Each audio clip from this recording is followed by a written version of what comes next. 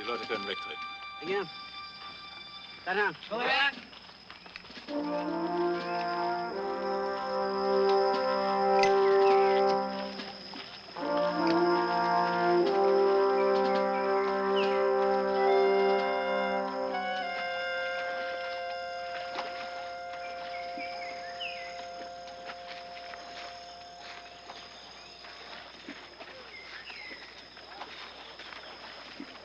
Cowboy!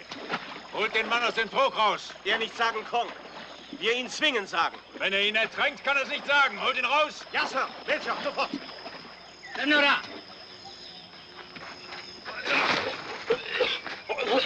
Mein Pfeil, Kong kommt.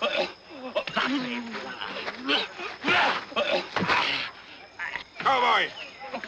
Er lügt, Major. Der verdammte Bastard. Sie bringen ihn zurück in den Käfig. Herrgott, Cowboy, haben Sie verstanden? Ja, Sir, Major. Wird gemacht. Du Mann. Marlin! Marlin!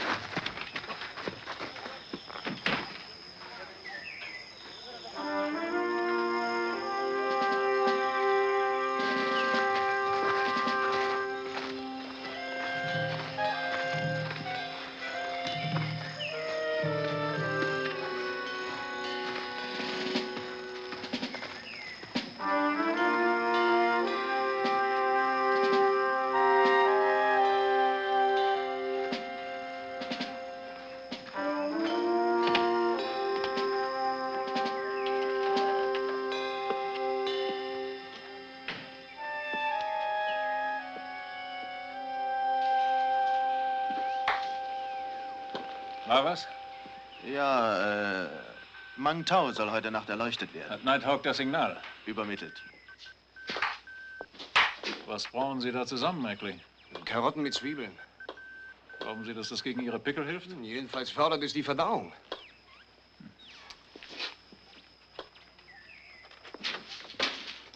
Ja. Ace.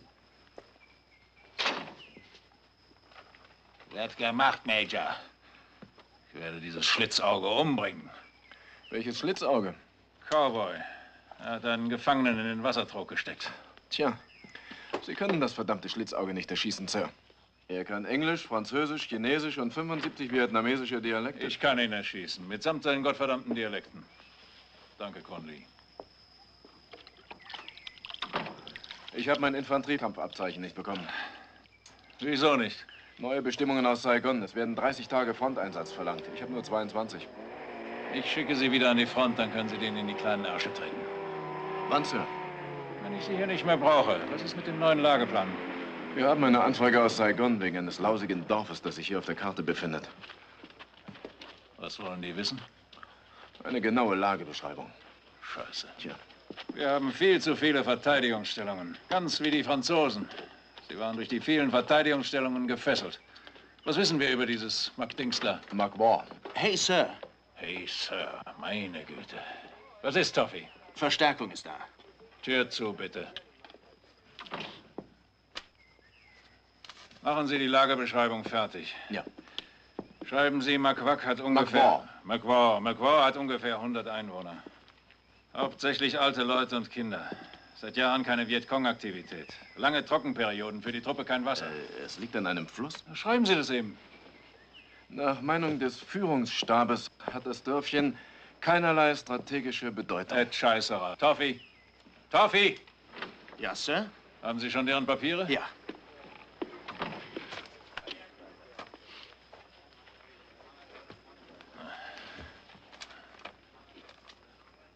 Hamilton, Raymond, Second Lieutenant. Wozu schicken die uns einen Second Lieutenant? Okay, Toffee, reinschicken. Ja, Sir. Ja, bitten Sie den Offizier rein. Ja, Sir. Okay, Lieutenant. Lieutenant Hamilton, Sir. Ich bin Major Barker, Captain Olivetti, Adjutant.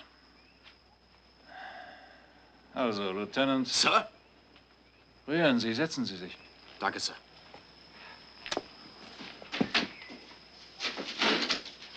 Wie alt sind Sie, Lieutenant? 23, Sir. Und noch Second Lieutenant. Was sollen wir hier mit Ihnen anfangen? Für einen Second Lieutenant haben wir hier keine Verwendung. Schicken Sie mich an die Front, Sir. Ich kann die Kommunisten ebenso gut abknallen wie ein First Lieutenant. Wir wollen nichts überstürzen. Warum haben Sie sich freiwillig gemeldet? Sir, wenn sich mein Land im Krieg befindet, ist es meine Pflicht, dafür zu kämpfen. Okay, Lieutenant. Wir werden schon irgendetwas für Sie finden. Danke, Sir.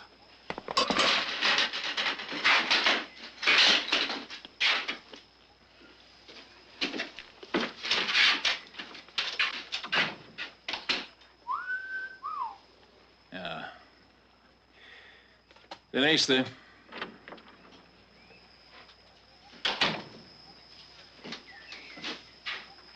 Oleanowski, Sir. Wie geht's, Olio? Sir? Habe ich mich so verändert? Asa Barker? Captain Olivetti, Adjutant. Hallo. Guten Tag, Sir. Olio und ich waren in Korea. Ihm habe ich einen heilen Arsch zu verdanken. Er ist auch ein guter Offizier gewesen. Ein Offizier braucht nicht gut zu sein, wenn er Männer wie Olio hat. Wo waren Sie stationiert? Südlich am Delta. Schlimm? Oh, Herrgott. 3 Mannschaften sind unter mir weggeschossen worden. Wie ist es hier oben, Sir? Auch manchmal schlimm. Nur nicht so große Verluste. Das ist gut, Sir. Wir werden schon was für Sie finden, Olio. Danke, Sir. Schön, wieder unter Ihrem Kommando zu sein, Sir. Sir?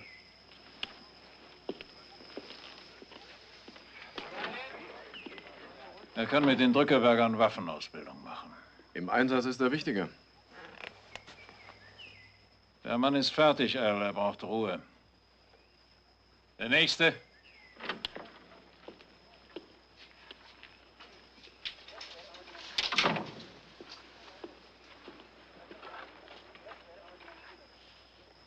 Lincoln, Sir. Abraham? Ja, Sir. Wir können hier einen guten Sunny brauchen. Sie haben im Lazarett in Saigon Dienst getan? Ja, Sir. Im Einsatz gewesen? Nicht oft, Sir. Warum nicht? Ich bin nicht eingeteilt worden. Okay, Corporal. Das war's.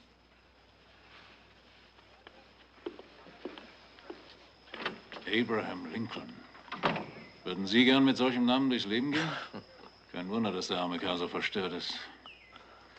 Was machen Sie mit ihm? Der kommt zur Tripperkontrolle.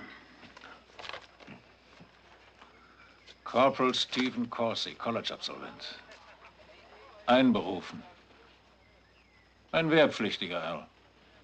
Sprengausbildung, nach Dienstvorschrift. Die jetzt sprengen hier schon seit Jahren alles in die Luft.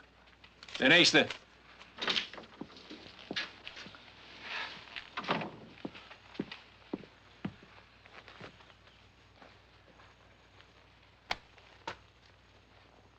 Wie heißen Sie, Soldat? Entschuldigung, Corsi, Sir. Was wollen Sie hier? Sir, In Vietnam, freiwillig. Sir, wenn ich schon Soldat werden musste, wollte ich es in der härtesten Einheit der US Army sein. Das ist fein, Corporal. Aber dadurch müssen Sie ein halbes Jahr länger dienen. Ja, Sir. Hören Sie, Corporal, ich frage Sie jetzt noch mal, was Sie hier wollen. Aber antworten Sie nicht noch einmal diesen Quatsch von der härtesten Einheit der US Army. Ist das wichtig, Sir? Wichtig ist, dass ich freiwillig hier bin. Okay, Corporal. Wegtreten.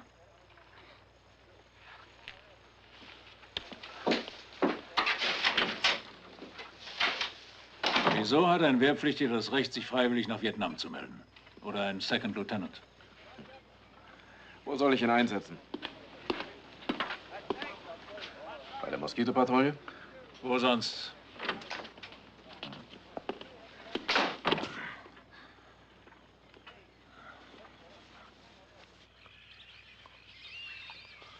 Haben Sie beide sich genügend Insektensalbe ins Gesicht geschmiert? Ja, Sir. Aber Sie haben keinen auf den Armen, oder? Nein, Sir. Okay, Lieutenant. Die Leute vom Nachschub in Saigon kriegen diese Meldung. Sie müssen Moskitonetze und Insektenpulver auf die Dringlichkeitsliste setzen. Ja, Sir. Sie brauchen nicht dauernd zu salutieren, Lieutenant. Nicht hier im Dschungel. Danke, Sir. Okay, Corporal, folgen Sie.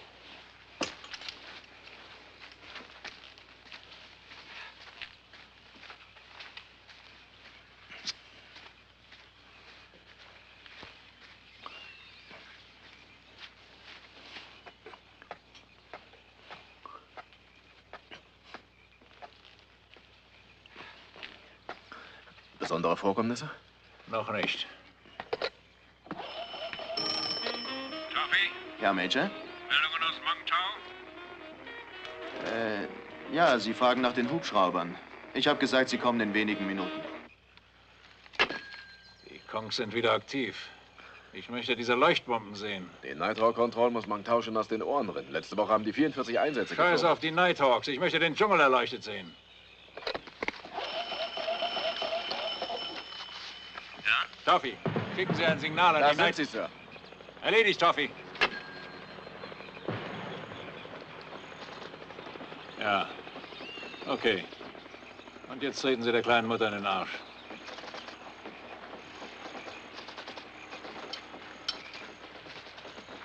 Feuergefecht irgendwo draußen. Ich wäre gern dabei. Aber wir haben ja unseren Auftrag zu erfüllen, Corporal. Na ja. Diesmal zählen Sie und ich entblöße den Arm. Mach schon. Nein, ich verlange nichts von meinen Männern, was ich nicht auch tun würde.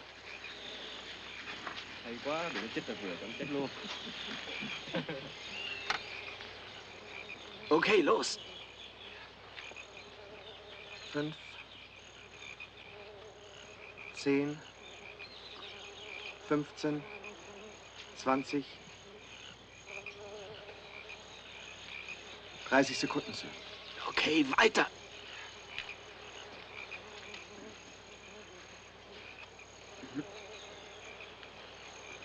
Jetzt sind es 23. Die zwicken ganz schön, was? Ob wir dafür einen Orden kriegen? Finde ich nicht sehr witzig, Corporal. Also gehen wir weiter. Wir haben noch 4 Stationen vor uns.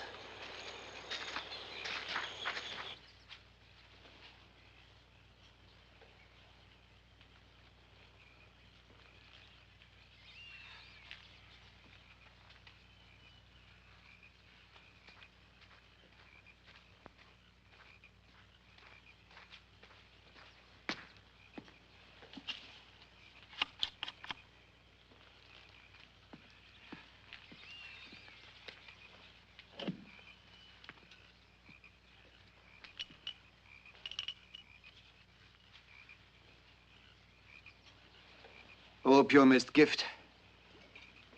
Das hier ist völlig rein und sauber. Reden Sie keinen Quatsch, ich habe gesagt. Opiumrauchen ruiniert den Körper. Es ist die letzte volle Portion Scheiße. Na, hoffentlich. Wie viel haben Sie schon gequalmt? 87. Naja, dann süße Träume, Abraham. Verlassen Sie die Erde, Sergeant.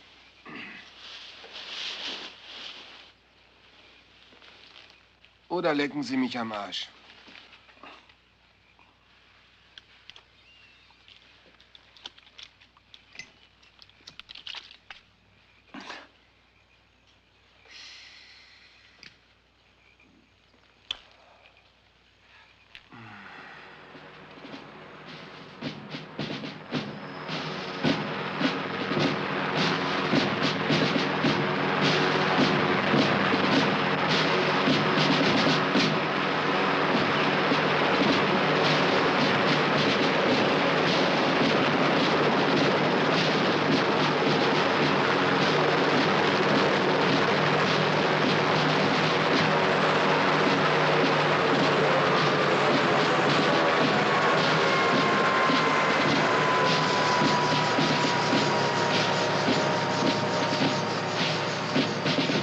Willkommen in Penang, General Harnett. Captain Olivetti. Meine Herren, Captain McKay. Asa, schade, dass wir uns nicht öfters sehen. Das Gebiet ist zu groß, für das ich verantwortlich bin, viel zu groß. Captain, machen Sie Ihre Inspektion, ich unterhalte mich mit Major Barker. Sergeant Oljanowski. Sir? Sorgen Sie dafür, dass der Captain zu allem Zugang hat, was er zu sehen wünscht. Ja, Sir, darf ich bitten? Ihre Leute dürfen die tigerstreifigen französischen Drillichanzüge tragen. Streng genommen ist das bei dem Kommando nicht gestattet. Ich lasse meinen Leuten im Feld gern etwas Freiheit wegen des Esprit. Esprit. Ein französisches Wort, nicht wahr? Ich glaube, ja. Sie wissen, wie es den Franzosen hier ergangen ist. Die haben sich in Scheiße gesetzt. Das wird der US Army nicht passieren, Asa. Nein, Sir.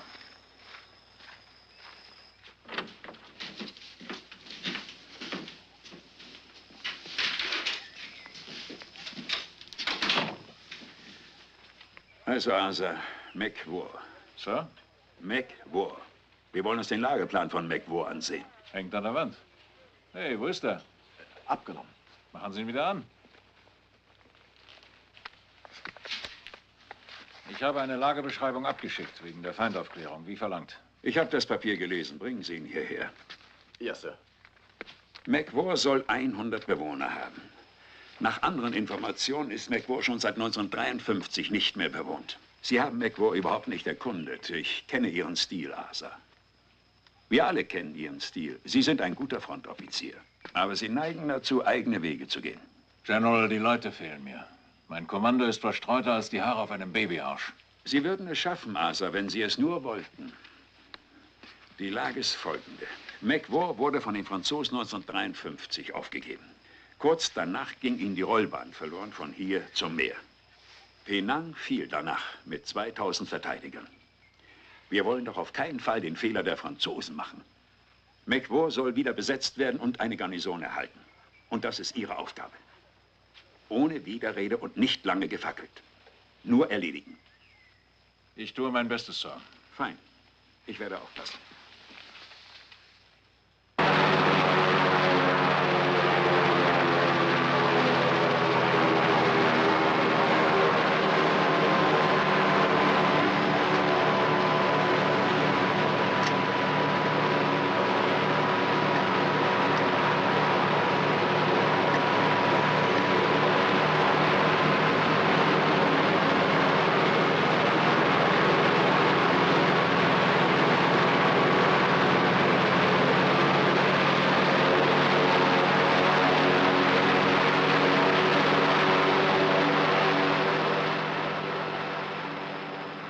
Der ist Ihnen nicht ganz grün, nicht, Sir? Ich bin mal sein Kommandeur gewesen. Ich habe ihn oft angeschissen. Das heißt beleidigt. Wie viele Vietnamesen arbeiten in dem Kanal? Etwa 30, Sir. Aber Herrgott, Sie haben den General gehört. Garnison McWar. Geben Sie ihnen Gewehre und streuen Sie MGs dazwischen. Falls die Viets sich interessiert zeigen. Okay. Und diese Garnison wird hier eingerichtet, in McWar. Und Sie, Hamilton, übernehmen das Kommando. Sir, ich bin nur Second. Ich weiß, ich habe Sie im Auge behalten. Ich habe Ihre Führungsqualitäten bei der Moskito-Patrouille geprüft und bin überzeugt, dass Sie der richtige Mann für McWar sind. Ich werde Sie zur Beförderung vorschlagen. Danke, Sir. Danke. Nach der gültigen Dienstvorschrift müsste ein vietnamesischer Offizier die Truppe führen. Doch uns fehlen solche Offiziere. Dafür teile ich Ihnen Sergeant Nguyen zu. Er ist ein guter Dolmetscher und wird Ihnen eine große Hilfe sein. Major, ich sagen darauf nur. Ist geschenkt. Es ist ein Glück für Sie, Lieutenant, dass Sie Sergeant Oljanowski in Ihrer Einheit haben. Er ist in Vietnam ein alter Hase. Ich rate Ihnen, sich auf sein Urteil zu verlassen. Ja, Sir. Sie bekommen Corporal Ackley als Funker, Corporal Lincoln als Sanitäter. Beides erfahrene Soldaten. Corporal Corsi wird als Waffenspezialist fungieren. Mein Gebiet sind Sprengungen, Sir. Gut. Und nun, Lieutenant? Ihr Trupp wird mit LKWs bis kurz vor das Ziel gefahren. Etwa einen Halbstundenmarsch vor McWar. Captain Olivetti wird Sie über Zeitpunkt und Organisation des Abmarsches unterrichten. Noch Fragen? Sir? Ja? Sir, ich fühle, dass gute Leute in der Truppe sind. Und ich glaube, für alle Männer zu sprechen. Wir möchten Ihnen dafür danken, dass wir für unser Vaterland kämpfen dürfen, Sir. Gut gesagt, Lieutenant. Danke, Männer.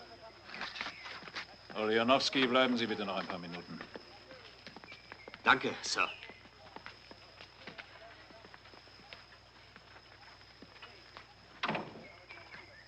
Okay, Olio. Diese Kompanie ist ein Haufen Reisbauern, Sir. Ich war bei der Musterung und sowas kriegt Gewehre, du meine Güte. Die Garnison ist McWar. Für die Kongs ganz unwichtig. Und es ist uns auch kein Kong im Umkreis von 50 Meilen gemeldet worden. Überall, wo wir sind, pflegt auch der Vietcong aufzutauchen. Das wissen Sie, Sir. Olio, Sie bekommen eine Gruppe Berufssoldaten zur Sicherheit dazu. Nur für den Fall, dass die Kongs auftauchen sollten. Okay? Okay, Major. Das ist alles.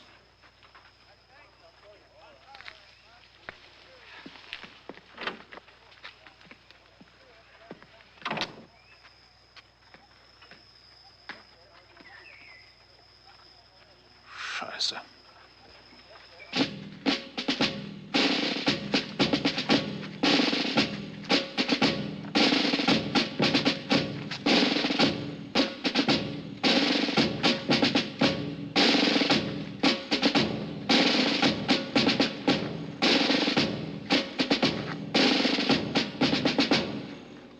General Patton hält eine Ansprache an die Truppe.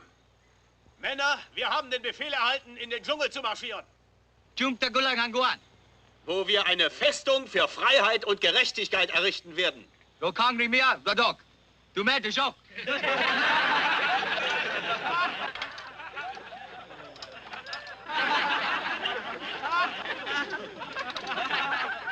lachen die Männer? Sie sich freuen, Sir. Wirklich? Ganz bestimmt. Die Kleinen lachen immer, Lieutenant. Das darf Sie nicht stören. So, das genügt. Chakon! Chakon! Chakon! Chakon! Chakon! Chakon! Chakon! Was heißt das? Anfeuerungsrufe. Es heißt, tötet die Kommunisten.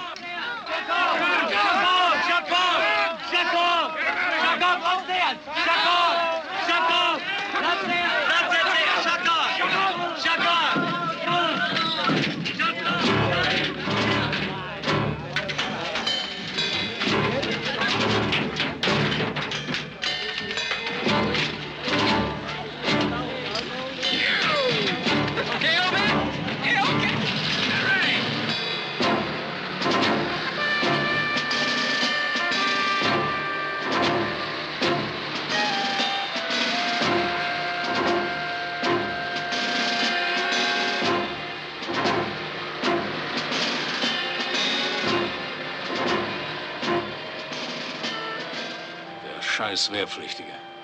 Ich weiß immer noch nicht, was der hier will.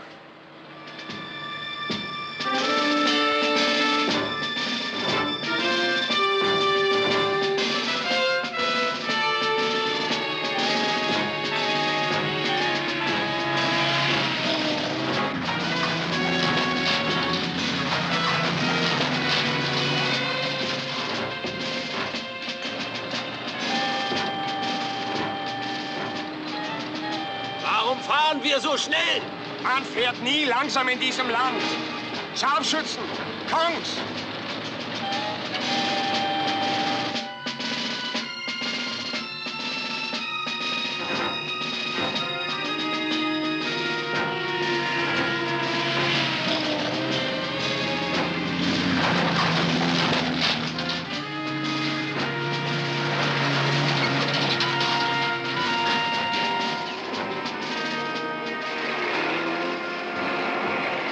Was ist das? Deckung, Lieutenant! Absitzen! Hinterhalt?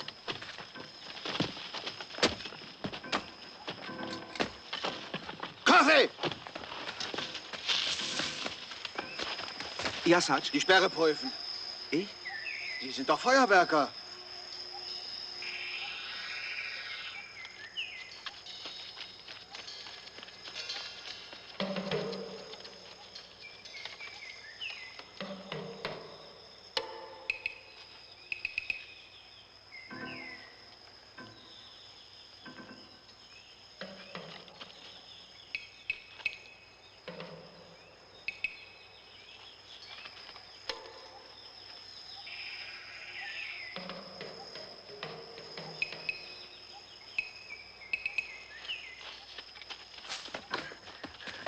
Stolperdraht. Ab nach links. Cowboy, Ja, Sir. Kongs sind hier versteckt. Schnappen. Ja. Hier. Tranquila. Jim? Jim?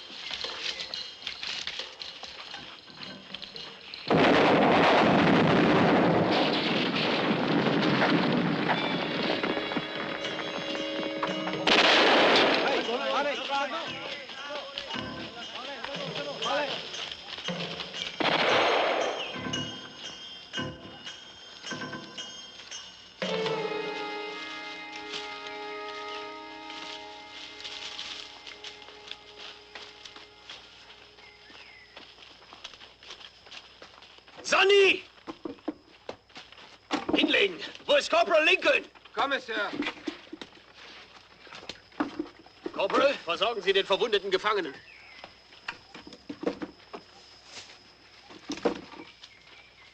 Sarge, ob er der Einzige war? Ja, Sir. Wir richten die Straßensperre und lassen einen Mann zurück, der sie in die Luft sprengt. Der hockt vielleicht schon 3, 4 Tage hier. Eckley? Ja, Sir. Nachricht an Penang. Melden Sie den Zwischenfall mit Zeit- und Ortsangabe. Sergeant Nguyen, Sie verhören den Gefangenen. Name, woher er kommt und wo seine Freunde sind. Das nutzt nichts, Lieutenant. Der sagt nichts. Das tun die nie. Denye, Maidontia. Denye, Maidontia. Denye, Maidontia. Denye, Maidontia. Das genügt, Sergeant. Okay, rücken wir ab.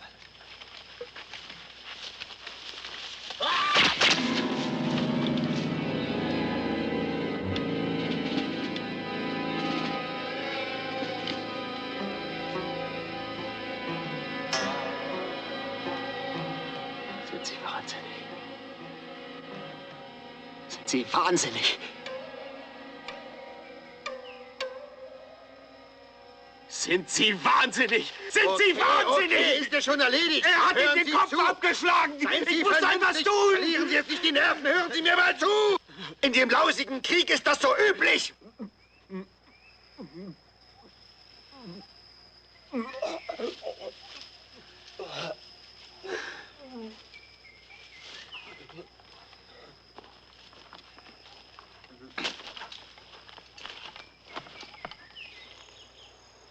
Satz Kong.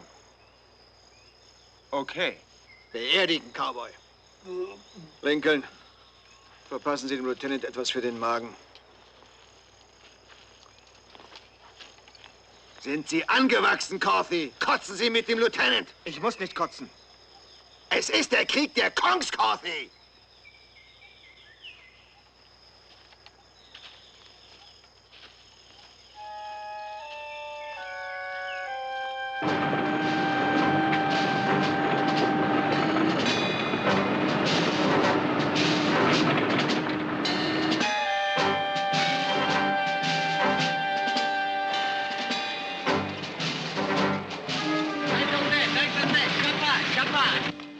Der Karte muss sie das sein, Lieutenant.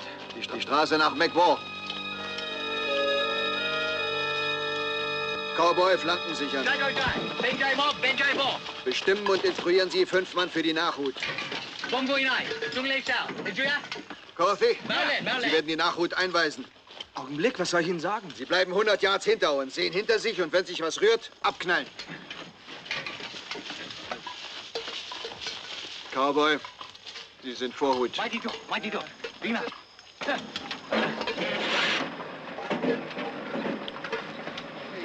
Sergeant Nguyen, befehlen Sie abrücken.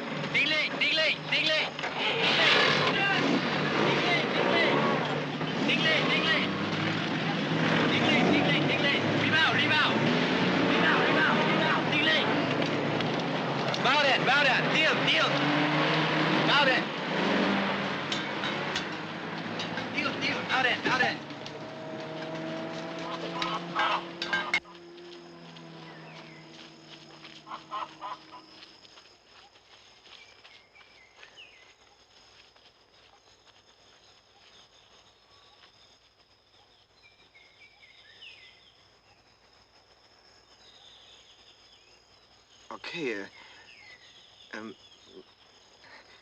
dann los, Männer.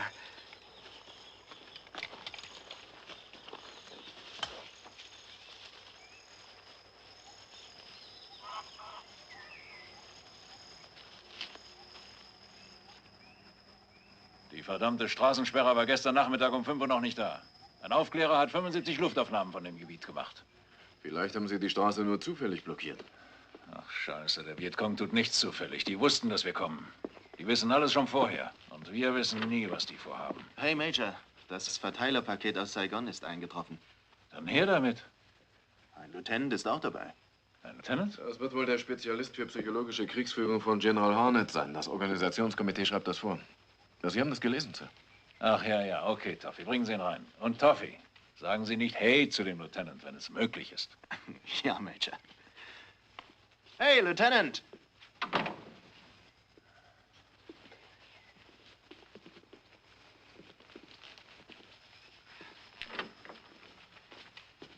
Major Barker? Wattsburg, Finley, Sir. Wir warten schon auf Sie, Lieutenant. Captain Olivetti. Guten Tag, Sir. Guten Tag. Oh, Ihr Verteilerpaket, Sir. Sie sind der neue Psychospezialist? Psychospezialist für geheime Kriegsführung, Sir. Was tun Sie für uns, Lieutenant? Ich bediene den Zwischenfallhäufigkeitsanzeiger, Sir. Toll. Was ist das? Erlauben Sie.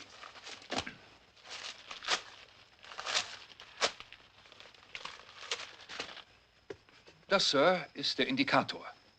Ein Computer in Saigon speichert alle Feindaufklärungsberichte. Er reduziert die Informationen zu Parabeln, Quotienten, Durchschnittswerten, wodurch wir in die Lage versetzt werden, Verteidigungsprioritäten zu setzen. Das ist das. Der Zwischenfallhäufigkeitsindikator zeigt an, welcher von Ihren Außenposten am gefährdetsten ist. Ich lege diesen Namen auf diesen Indikator, Sektor Rot. Nummer 2 lege ich auf den Sektor Orange. Nummer 3 auf Sektor Gelb. Sie meinen, Sie könnten uns sagen, wo die Vietcong uns angreifen werden, bevor sie es tun? Mit ziemlicher Genauigkeit, Sir. Das wäre die Erfüllung aller Wünsche. Glauben Sie, Sir, es funktioniert auffallend gut. Toffee, Wohin soll ich den Indikator hängen? nageln Sie ihn über die Tür. Ausgezeichnet, Sir. Ins Auge fallen, Sir. Morgen werde ich die ersten Daten eintragen. Ich kann es kaum erwarten. Toffee, besorgen Sie dem Lieutenant ein Quartier und einen Arbeitsplatz. Gut. Danke, Sir.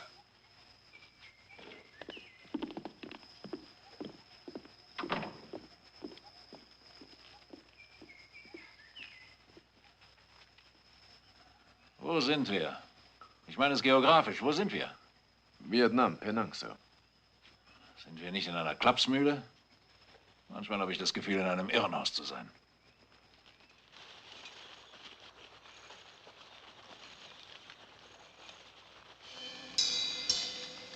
Sergeant. Lieutenant. McWall. Es ist fast Zeit für den Hubschrauber. Also weiter. Lieutenant, warten Sie noch einen Augenblick. Cowboy, erst sichern.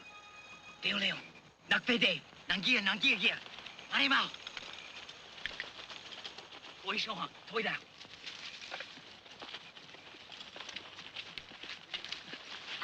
Thế dễ rồi. Rồi đi rồi. Hình chú nhá.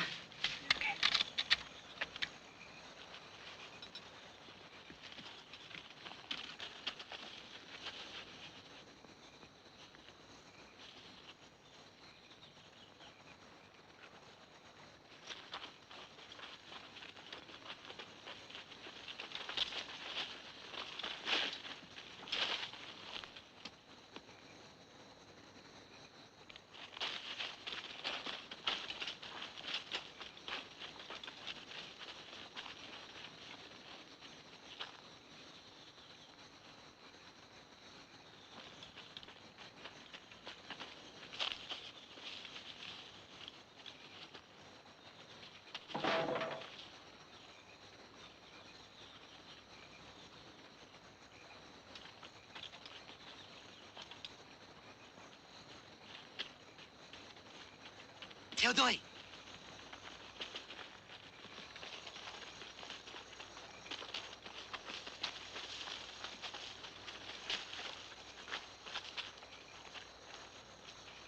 Okay, Lieutenant, wir legen schnell etwas Rauch. Folgen!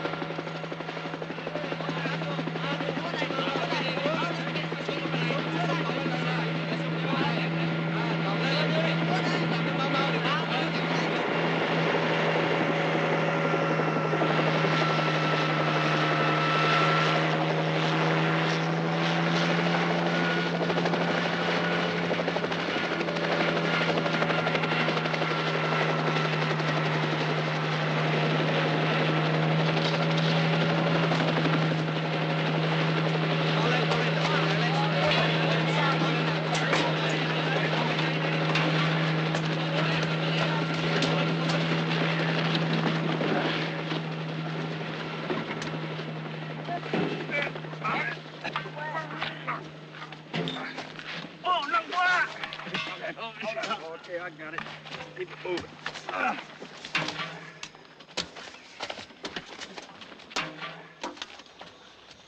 Okay, fangen wir an. Cowboy, Sie richten den Bunker dort als Gefechtstand für den Lieutenant her. Eckley, Hier hinten, Sir. Sie richten Ihre Bude dort gleich nebenan ein. Lincoln, Hier. Sie richten einen Verbandsplatz ein. Curfew, Ja. Sie besetzen mit Ihren Leuten die Spitzen des Dreiecks. In 15 Minuten ist alles soweit. Entschuldigen Sie, Sir, dass ich das Kommando übernehme, aber wir müssen vor der Kong-Zeit fertig sein. Nacht, das ist Kong-Zeit.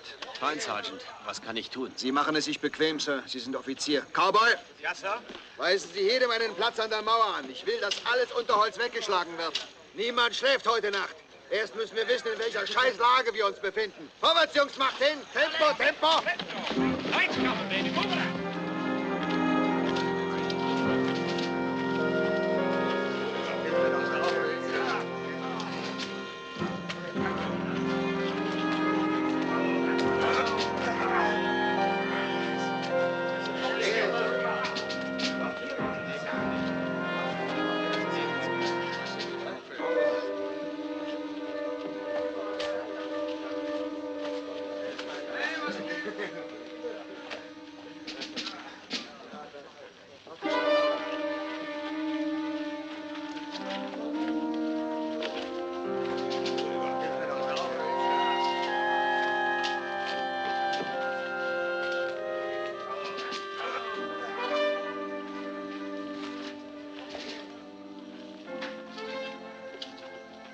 Können Sie Französisch, Corporal?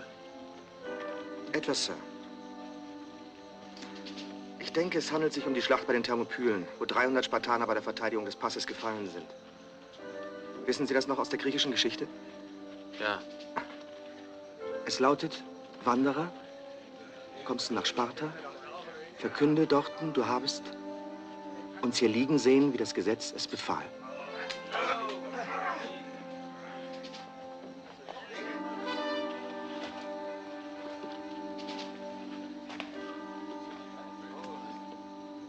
Glauben Sie, dass hier 300 Franzosen begraben sind?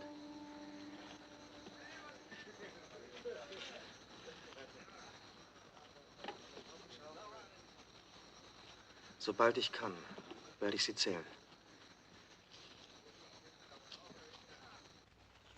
Hey, Major. Hey, Major, wir haben wieder Funkverbindung mit Macron. Lesen Sie schon vor. Unternehmen Blaze an bla bla bla. Französische Befestigung in brauchbarem Zustand, Mannschaftsmoral ausgezeichnet, keine Feindberührung. Allgemeine Einsatzvorschriften befolgt. Wir werden unsere Pflicht tun. Lieutenant Hamilton, Kommandeur Unternehmen Blaze. Geben Sie her. Okay, Duffy. Wir werden unsere Pflicht tun. Herrgott.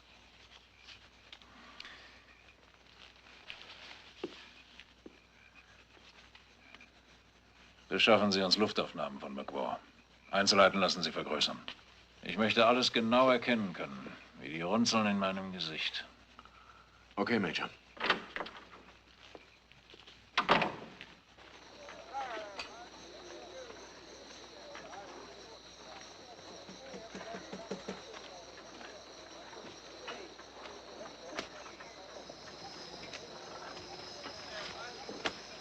Sergeant? Sir? Warum lassen Sie 3 Lücken in der Mauer? Das gibt dem Feind die Möglichkeit einzudringen. Sir, die Lücken sind für uns zum Ausfallen, wenn es mal soweit ist. Glauben Sie, die Kongs versuchen hier einzudringen? Die kommen über die Mauer wie ein Waldbrand. Über den Drahtverhau? Sir, die Kongs fühlen keine Schmerzen. Wie Mückenstiche empfinden Sie das. Das glaube ich nicht, Sergeant. Hoffentlich müssen Sie es nicht sehen, um es zu glauben. Also 3 Ausgänge. Das ist fein. Entschuldigen Sie.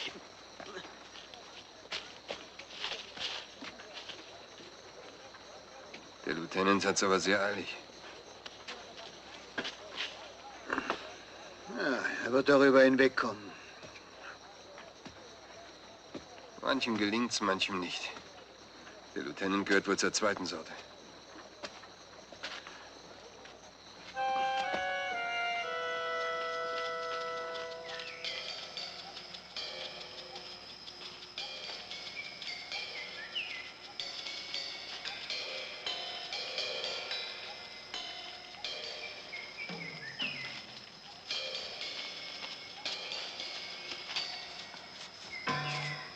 Was ist?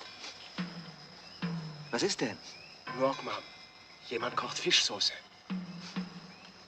Ich riech nichts. 4 aber. Verlassen wir den Pfad.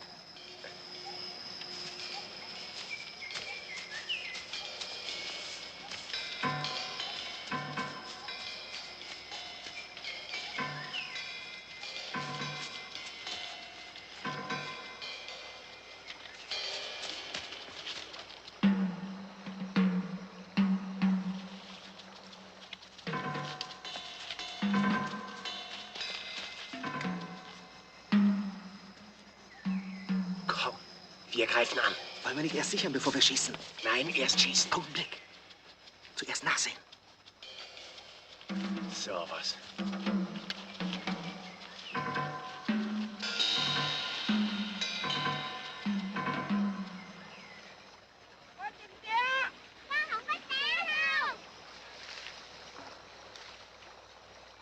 Ein paar Kongs. Hallo! Hallo! Nein! Nein, ich bin Amerikaner. Ihre Leute sollen die Gewehre absetzen. Sagen Sie es ihnen. Sagen Sie es ihnen. Oh, schon so an. Das ist falsch, Sir. Es sind Kommunisten. Wir werden sehen. Halten Sie mein Gewehr. Ich bin euer Freund. Sagen Sie ihm das. Übersetzen Sie. Tôi là bạn. Ich werde euch nichts tun. Dolmetschen. Tôi là bạn. Hier. Ich habe Schokolade. Schokolade ist sehr gut.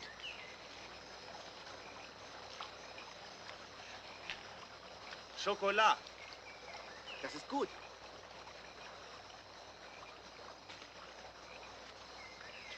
Ist okay. Ist okay.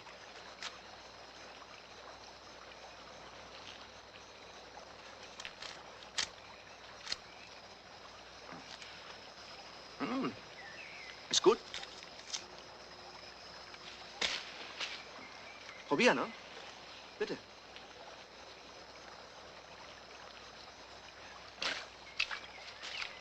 Ist gut.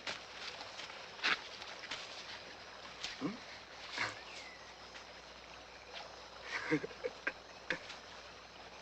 Ja, ist gut, ne?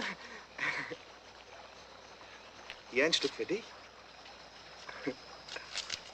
Und ein Stück für dich. Es sind Kongs, Sir. Es sind Leute, die Hunger haben. Hier, du.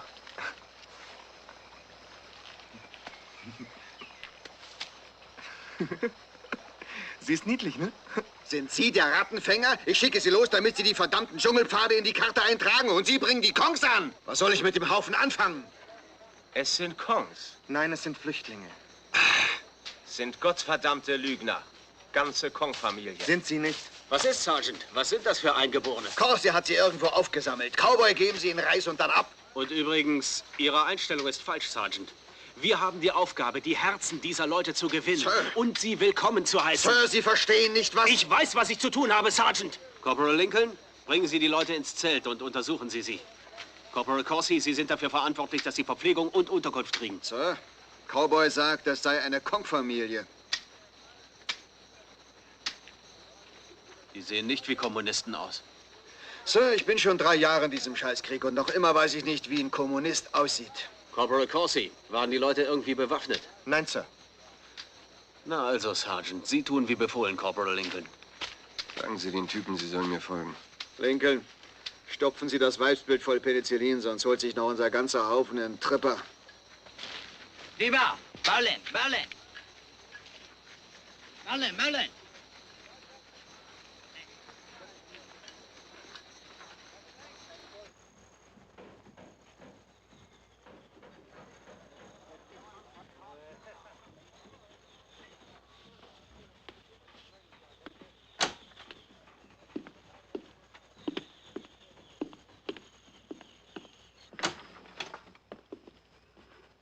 Warum ist Bujam in Rot? Mang Tao müsste in Rot sein. Nein, Sir. Mang Taos Zwischenfallhäufigkeitsrate ist rückläufig. Meine Fluktuationstabelle zeigt an, der nächste Angriff richtet sich gegen Bujam. In 3 Monaten ist in Bujam nicht ein Schuss gefallen. Sir, wenn ich Ihnen die vom Digitalrechner ermittelten Steigerungsraten und die daraus folgenden logistischen Projektionen nenne, aus denen sich auf der Fluktuationstabelle rot ergibt... Vergessen Sie es, vergessen Sie es. Es hat die stärkste Befestigung von allen Stützpunkten und die Kongs wissen das. Hey! Hey, Major, wo gehen Sie hin? Für den Fall, dass es was Neues gibt. Ich gehe nach Penang in ein Bum-Bum-Lokal und mache einen Flott, okay? Klar, okay. Danke. Bis die Kongs munter werden, bin ich zurück. Zweiter Weltkrieg. Wie? So nenne ich den Major. Zweiter Weltkrieg. Stimmt genau.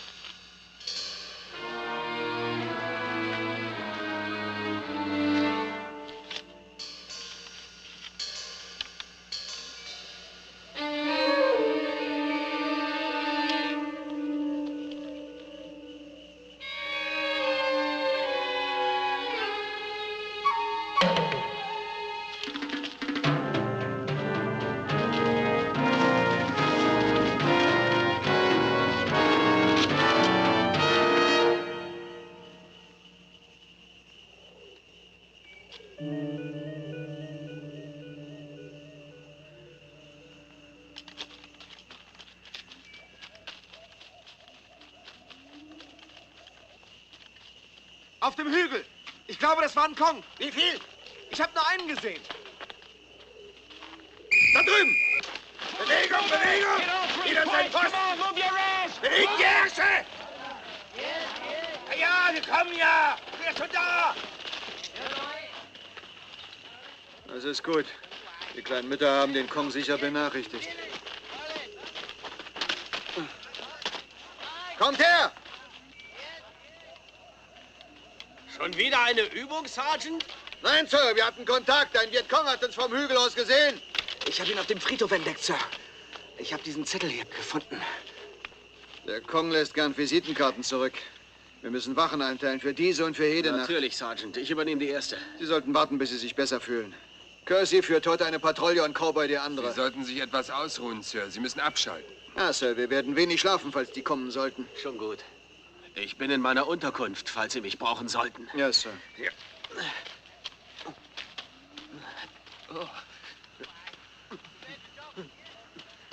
Klarer Fall, Dünnschiss. Ja.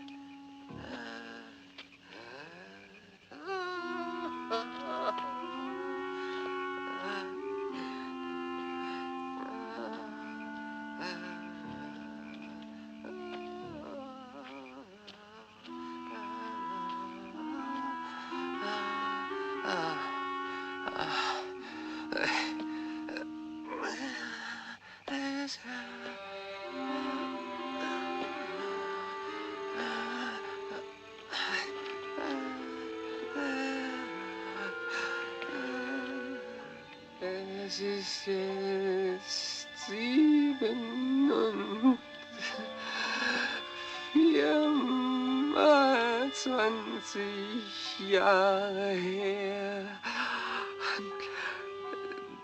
Da schufen unsere Väter auf diesem Kontinent eine neue Nation, gegründet auf Freiheit und dem Grundsatz geweiht, dass alle Menschen gleich geschaffen sind.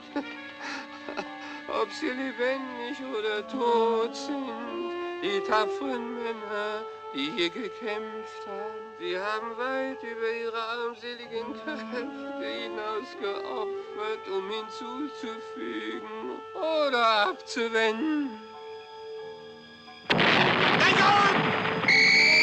Und dann kommt der Tag der Freiheit, wo die Regierung des Volkes vom Volk und durch das Volk erfolgen wird. Corporal! Corporal, sind Sie verwundet? Herr Präsident ist in Sicherheit.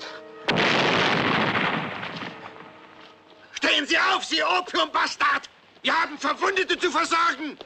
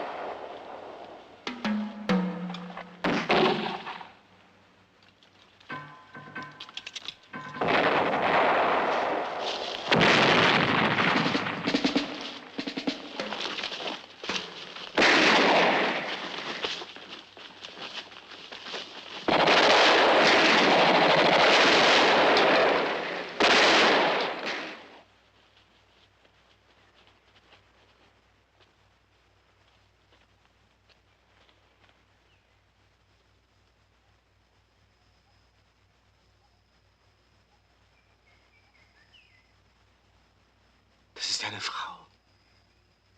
Du okay?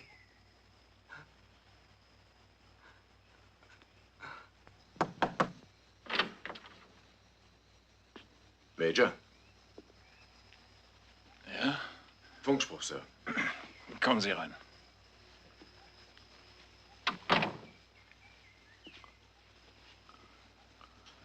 Wollen Sie einen Kaffee? Danke.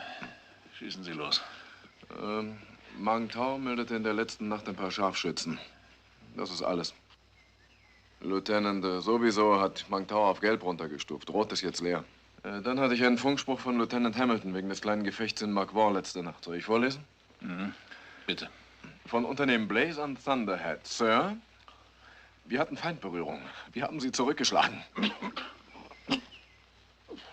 Sie Witzbold, Sie wollen mich wohl auf den Arm nehmen. Das glaube ich nicht. Ich schwöre. So steht es hier. Was steht sonst noch drin? Dann steht hier noch, der Angriff bestand aus 12 Granatwerfersalven. Wir hatten 2 Leichtverwundete. Die Werfer sind von einer Patrouille unter Corporal Corsi unschädlich gemacht worden. 4 Kongs. Corsi, ja? Das war Corsis Feuertaufe. Was soll ich tun?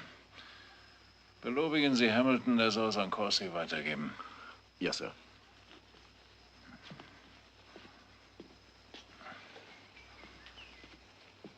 Scheiß Wehrpflichtiger.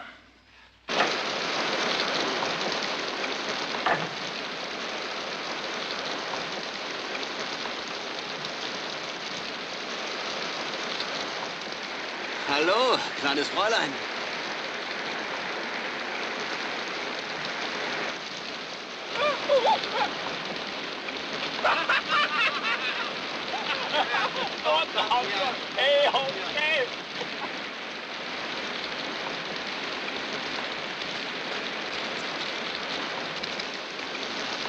Was tun Sie, Corporal? Ich verkürze die Zündverzögerung auf 1 Sekunde. Ah ja? Ja. Der Sergeant will Handgranaten mit Stolperdrähten vor dem Drahtvorhorn bringen. Wie fühlen Sie sich, Sir? Wieder gut, Corporal. Ich habe den Anfall überwunden. Corporal, da steht ein junges Mädchen im Regen. Was will die denn? Ich glaube, die will mich. Ach, Unsinn, die ist doch noch ein Kind. Tauber sagt, sie ist 14. Aber Sie tun es doch nicht, Corporal. Das würde gegen unsere Vorschriften verstoßen. Nein, Sir. Ich werde es nicht tun. Sir. Ich habe die Gräber gezählt. Es sind 302. Tapfere Männer, Corporal. Sie haben gekämpft und verloren. Aber wir verlieren nicht. Wir sind Amerikaner.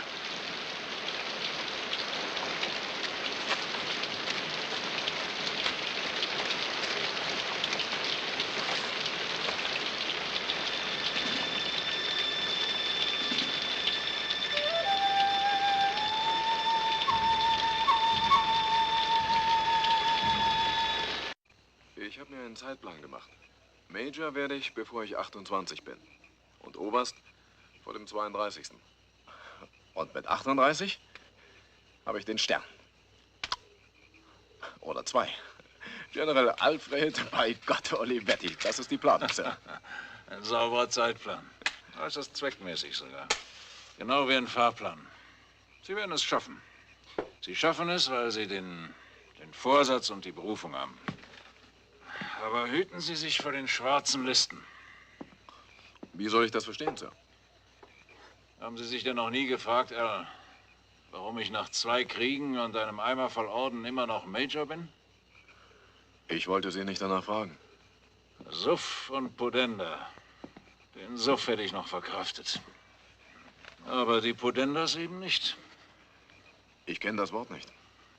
Nun, in weitesten Kreisen nennt man es Muschi. Lachen Sie nicht. Hören Sie.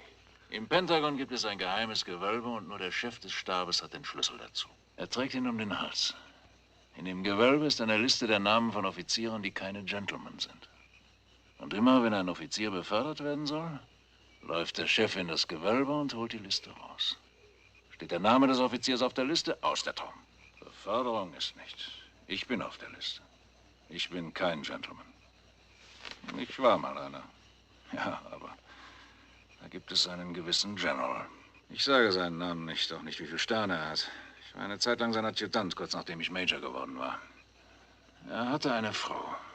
Ungefähr 20 Jahre jünger als er.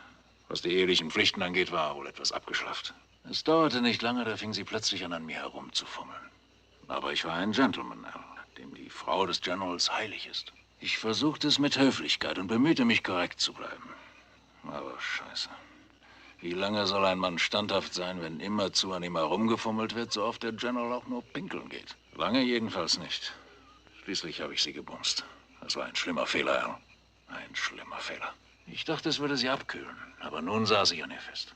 Sie war das heißeste Ding, das ich je unter mir hatte. Wow. Dann habe ich sie gebumst, wo sich nur eine Gelegenheit dafür zeigte. Auf jede Art, die man so kennt. Eines Abends war in einer Botschaft in Washington ein großer Empfang. Und ich begleitete den General und seine Lady. Eine Prestigesache, auch der Präsident war da. Und während der General um den Präsidenten herumschwänzelte, zogen die Lady und ich ab in den Garten. Wissen Sie, was ein Gazebo ist? Eine Art Pavillon. Oder ein Gartenhäuschen. Hinter Rosen versteckt. Die Lady und ich schlüpften in dieses kleine, verschwiegene Nest. Sie setzte sich mit dem Rücken zur Tür, während ich vor ihr stand und wie ein Schießhund aufpasste. Darauf fing sie an, mich scharf zu machen. Oral. Wie Sie wissen, gibt es für den Mann beim Geschlechtsverkehr einen Augenblick, wo er das Interesse an seiner Umgebung verliert. Und genau das ist mir passiert. Als die Dinge wieder Schärfe kriegten, sah ich mir gegenüber den General. Er stand in der Tür. Mit rosa Rosen war sein grauer Kopf umrankt. Daneben die Frau des Botschafters. Und außerdem der Präsident der Vereinigten Staaten. Auf dem Rundgang durch den Botschaftsgarten. Ach, du dicker Vater. Es gibt drastischere Worte für diese Situation. Wie, ach, Scheiße, oder nun leck mich und so weiter. Weil die Lady mit dem Rücken zur Tür saß, hatte sie nichts gemerkt. Sie war noch unentwegt am Werk. Darum bin ich, nach all den Jahren, immer noch Major. Was haben Sie gemacht? Gemacht? Ja, als Sie plötzlich da standen. Ich habe das getan, was man eben tut. Ich habe salutiert.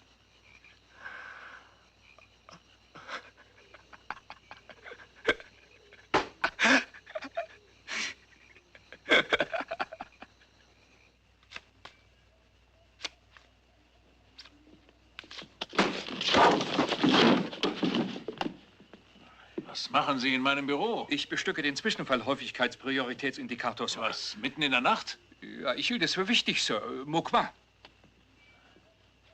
Zum Teufel, was tut McWar auf Gelb? Die Parabeln, Sir. Scheiß auf die Parabeln. McWar ist nirgends. Die Vietcongs scheißen auf McWar. Wenn Sie mir erlauben würden zu erklären, Sir. Sie wollen nur Ärger machen und Sie wissen das, mein Freund. Sir, es gibt eine generelle Konzentration von Zwischenfällen auf die Gegend von Mokwa, Sir.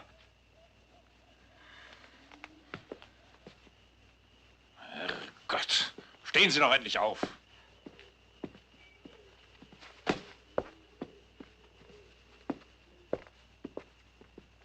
Taffy? Bin hier, Sir.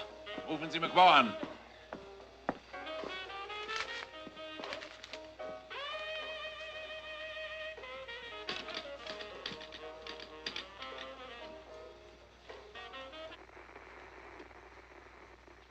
Die schlafen, Sir. Die dürfen nicht schlafen. Aufwecken. Olio. Kommen, Olio. Wie ist Ihre Lage? Ich werde von Kongs beiderseitig angegriffen. Ich ziehe mich zurück, bevor sie uns vom Fluss abschneiden. Sobald wir vom Ufer weit genug weg sind, zerfetzt ihr den Dschungel, der hinter uns liegt. Verstanden nochmal. Ende.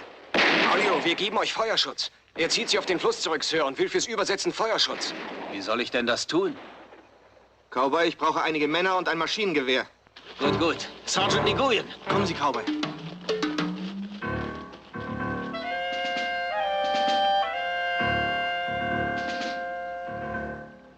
Dingland!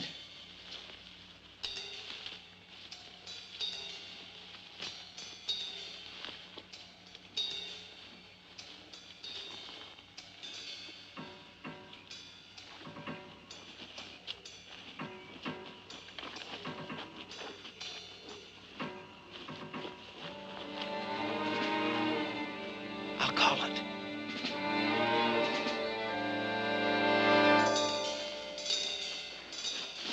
Sie haben mich gleich am Arsch. Kriege ich Feuerschutz? Ja, wir sind klar! Achtung, wir kommen! Feuer!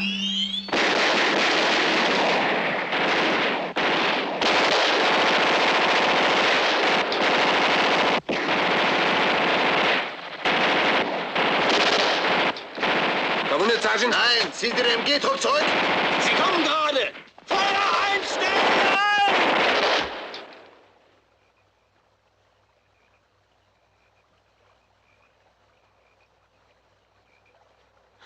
Sergeant!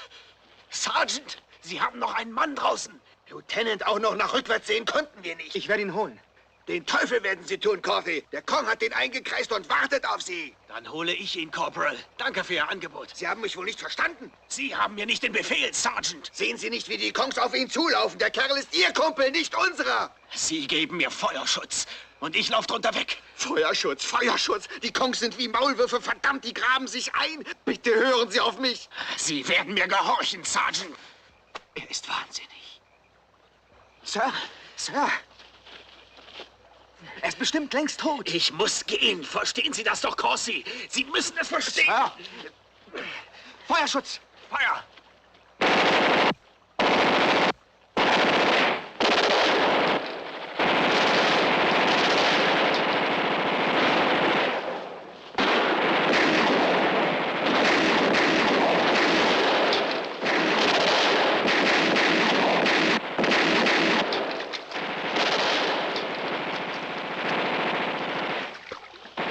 Okay, Soldat, ich bin da. Jetzt wird Ihnen geholfen.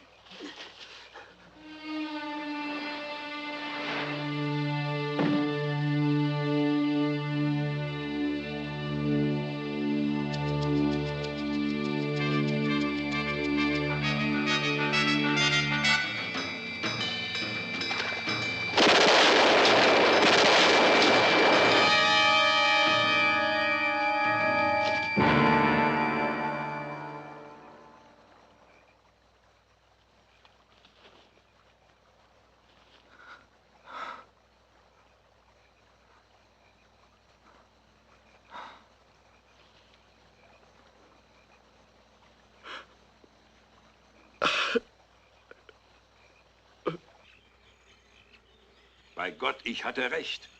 Die wollen uns nicht in McWaw. Die wollen uns nirgendwo sehen. Also, das ist eine Schlüsselstellung. Sie sehen ja, wie schnell die Kongs da waren. Sie sind gekommen, weil Sie wussten, dass es eine schwache Stelle war.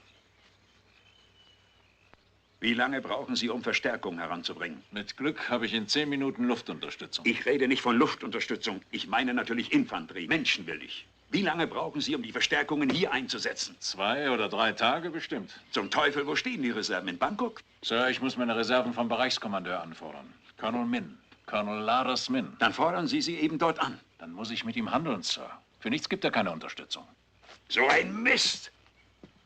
Wir versuchen den Leuten beim Kampf gegen die Roten zu helfen und die legen uns Steine in den Weg. Dieser Krieg ist nur zu gewinnen, wenn die Vereinigten Staaten ihre Kampftruppen einsetzen. Tun sie alles, um Verstärkung zu bekommen und McWar den Rücken zu stärken. Wir können nicht zulassen, dass diese dreckigen kleinen Dschungelratten das amerikanische Beraterkommando aus dem Stützpunkt verjagen. Oder doch?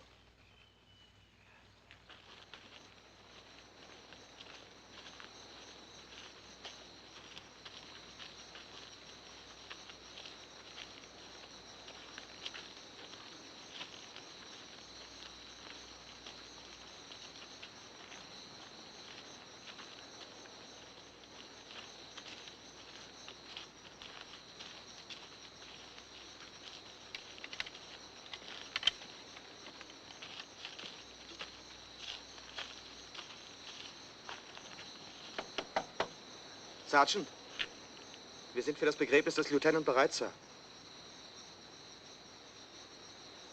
Sir? Wir sind bereit.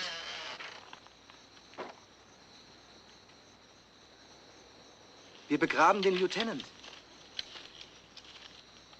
Blöder Wirrkopf. Wir können ihn doch nicht einfach verscharren. Sie haben öfter jemanden begraben. Sie wissen, was man sagt und was zu tun ist. Sie haben das Kommando. Scheiß drauf. Was ist mit Ihnen? Hören Sie, Sie sind ihm doch diese letzte Ehre schuldig. Der Mann, den er retten wollte, gehörte zu Ihrer Truppe. Sie haben ihn draußen im Dreck gelassen. Er war ein Viet. Ich habe sie gründlich satt, diese kleinen, nach Fisch stinkenden Kerle. Corsi, ich war schon Soldat, da haben Sie noch in die Windeln gemacht. Und ich weiß, was ich zu tun habe. Jetzt verschwinden Sie! Sergeant. Ich habe genug, Kleiner.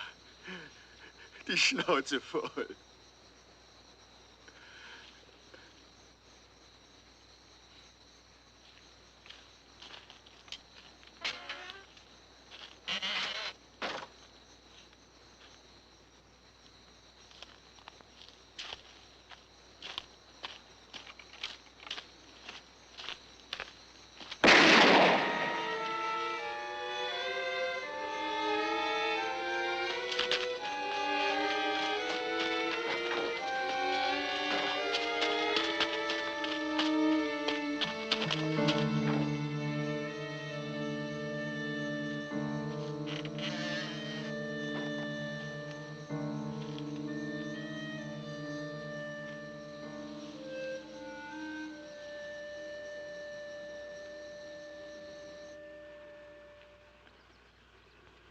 Wann ist das gekommen?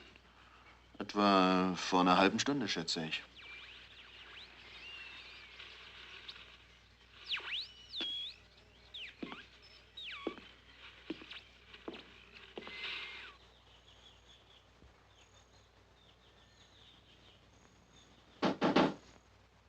Okay. Wollen Sie immer noch das Infanteriekampfabzeichen? Sie sind der neue Kommandeur von McWar. Ein Hubschrauber bringt Sie hin. Sehen Sie sich das an. Wenn die zuschlagen, dann von Norden und von Westen. Konzentrieren Sie die Verteidigung auf die zwei Fronten. Ja. Richtig. Ja, Sir. Ich hole meine Sachen. Ich habe den Funkspruch von Oleo gelesen. Schlimm, dass er so enden musste. Das ist der Krieg nicht wert. Auch nicht Hamilton. Al, wenn ich auch Colonel Ladas keine Verstärkungen rausquetschen kann, ziehen Sie sich auf eigenen Entschluss von dort zurück. Laufen Sie wie der Teufel. Dann würde Harnitz meine Karriere beenden. Das mit Harnitz kläre ich. Versuchen Sie nicht ein Held zu sein.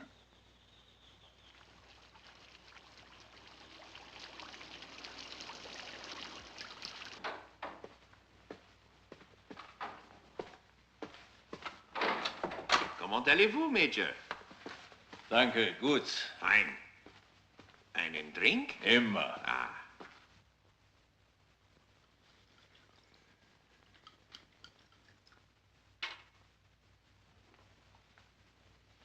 Auf die USA. Ich danke.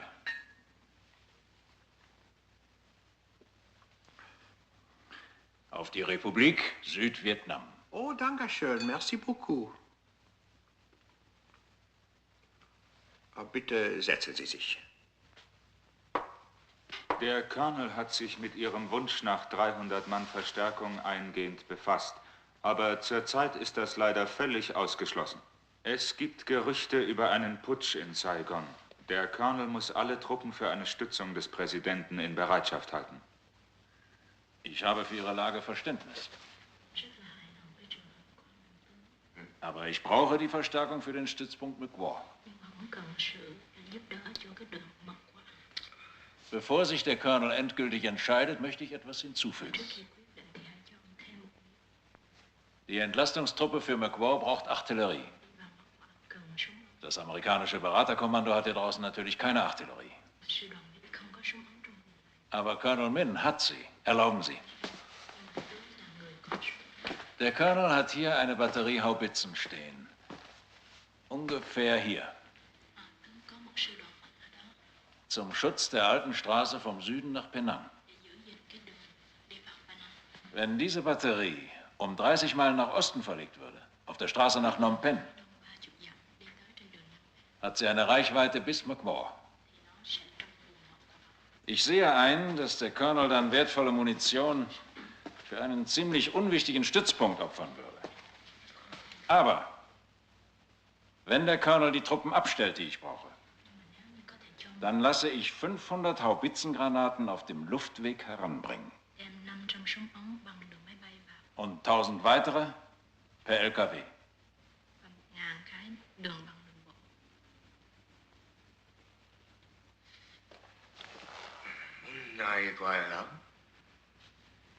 Es wären 4 oder 5 Tage erforderlich, um die Granaten durch LKW-Konvoie aus dem amerikanischen Depot heranzuschaffen.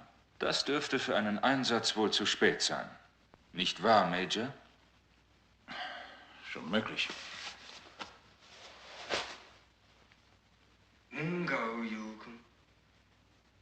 In diesem Fall würde das amerikanische Depot die Rückgabe der Granaten verlangen, oder nicht? Solange die Vereinigten Staaten von Amerika bestehen, haben sie noch nie etwas zurückverlangt. Weder Geld, Waffen, Schiffe oder auch nur Granaten. Sie wüssten auch gar nicht, wie sie das tun sollten. Wenn sie es täten, würde es die Buchführung durcheinander bringen. Und die Buchhalter in Washington würden garantiert mit den Nerven zu Fuß gehen. Übersetzen Sie. Sobald der Colonel die Munition in Händen hat, gehört sie ihm für immer.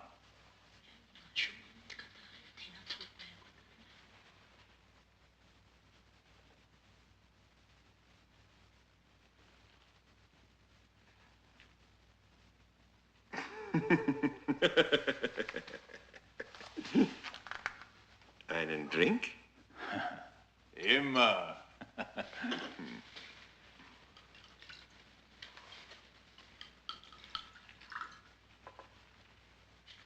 Alter Schlawiner. Das verstehe ich nicht. Ein bekannter Schlachtruf aus der Revolutionszeit. Er bedeutet, auf den Sieg.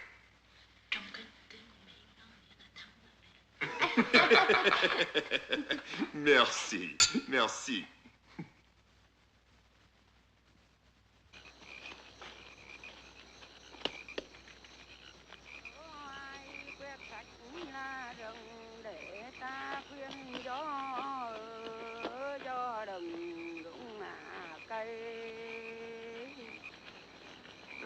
Cây rung cõi rung cành rung rao cho chuyện ở quân này trời rung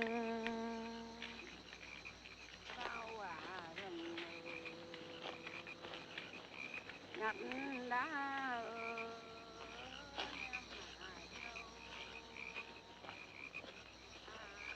Schon was von Corsi gehört? Nein, Sir.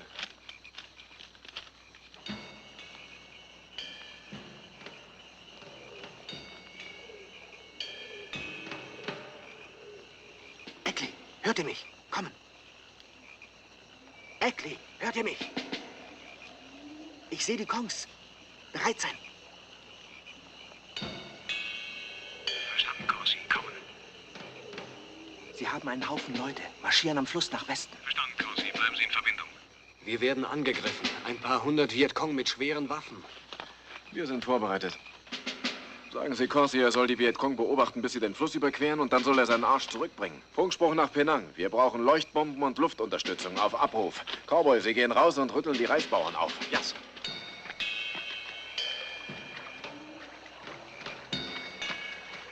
Sie gehen über den Fluss in Reichweite der Mauser. Wollen Sie eine Salve versuchen? Kommen. Ja, wir versuchen's. Die Bastarde sollen was erleben. Geben Sie Entfernung und Richtung. Auf der Karte ist es die Mitte der 3. Biegung oberhalb des Stützpunkts. Richten Sie auf 2000 Yard ein. Nach der ersten Salve gebe ich Zielkorrektur. Sagen Sie, wenn Sie feuerbereit sind. Kommen. Wenn wir uns eingeschossen haben, verschwinden Sie, Corsi. Sonst werden die versuchen, Ihnen den Arsch warm zu machen, Junge. Also aufpassen. Ende. Feuer!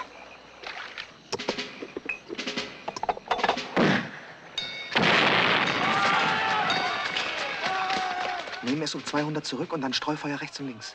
200 zurück, dann Streufeuer rechts und links. Xuống, hai vào. Bay, bay, chạy. Bắn, bắn, bắn.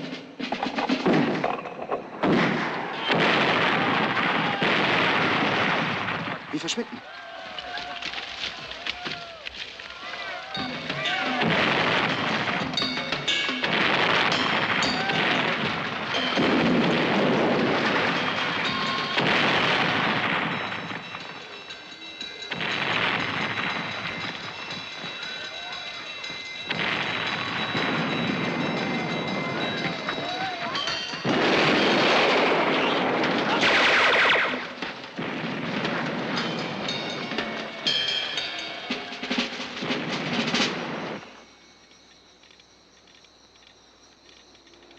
Da ist er.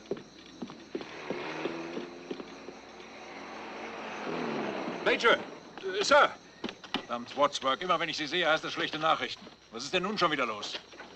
Sir, Mukwa ist auf dem roten Sektor. Captain Olivetti hat um Bereitstellung von Leuchtbomben und Luftunterstützung gebeten. Feindaufklärung meldet, dass das 507. Kong-Bataillon wahrscheinlich Mukwa einschließen wird. Ist das alles? Oder haben Sie noch etwas auf Lager? Ja, Sir.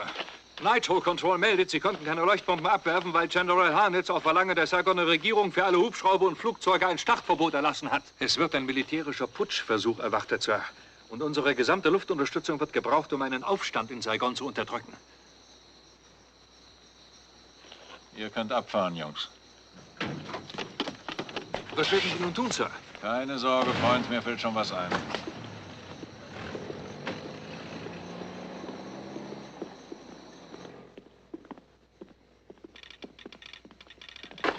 Was ist los?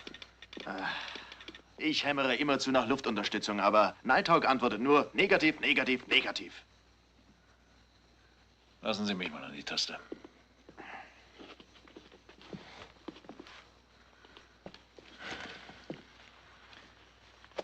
General Harnitz Rufzeichen?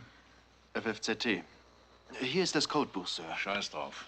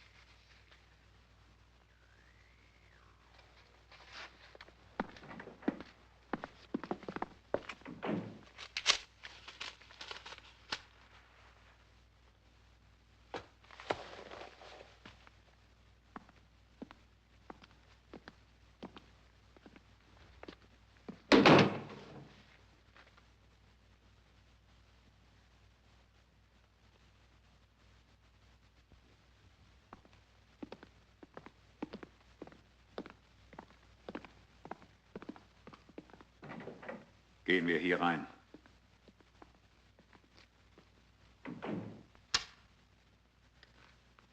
Es ist erschütternd, Sir. Es ist unvorstellbar, dass ein Offizier so etwas an seinen kommandierenden General meldet. Was werden Sie tun, Sir? Sir? Captain, es gibt Dinge zwischen Himmel und Erde und in der Armee, die man sie in der Kriegsschule in Virginia nicht gelehrt hat. Das hier gehört dazu.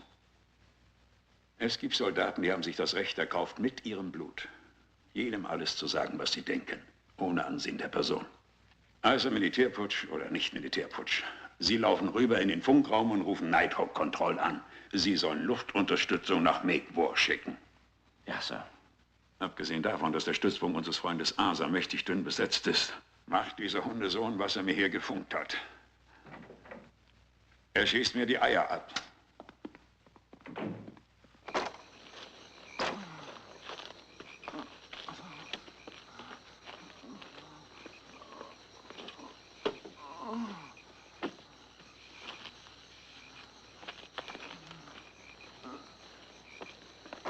Was glauben Sie, wozu ich hier bin, Corsi? Verschwinden Sie.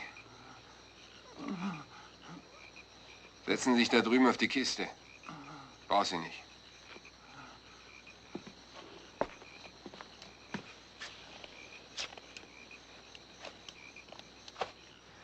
Schwein gehabt, glatter Durchschuss. Nicht viel Blut verloren. Die kleinen Mütter sind robust. Die kriegen ein Ding verpasst und am nächsten Tag sind sie wieder okay. Um die brauchen Sie sich keine Sorgen zu machen, Corsi. Das müssen Sie noch lernen. Sie müssen hart werden. Die wissen weder, was wir hier wollen, noch was Sie hier sollen. Und die Jungs da draußen, die auf ihn geschossen haben, die wissen auch nicht mehr, als er weiß.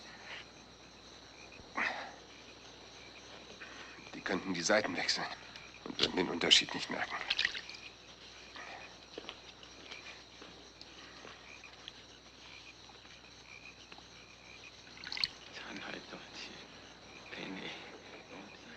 Alles okay, alter Mann. Alles okay.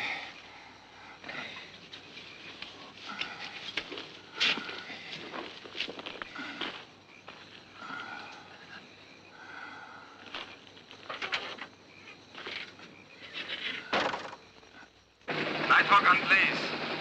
Nighthawk an Blaze. Ich hab sie, Sir. Blaze an Nighthawk. Wie ist Ihre Position? Und was haben Sie für uns? Kommen. Nighthawk an Blaze. Einen Hubschrauber mit Leuchtbomben und 2 Kampfhubschrauber. Position könnte 10 Meilen östlich von Ihnen sein. Eine Leuchtkugel könnte helfen. Kommen. Kriegst du, Baby.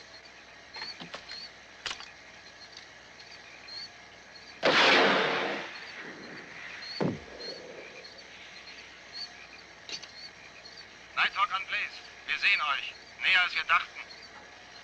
Okay, los.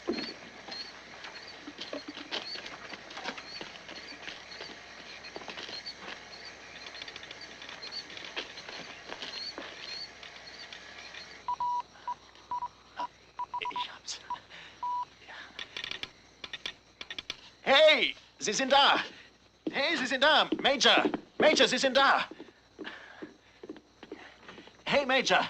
Jetzt haben Sie die Luftunterstützung. Wundervoll, Sir. Das haben Sie geschafft. Nein, wir. Ich und der alte Harnitz. Wir kennen uns eine ganze Weile.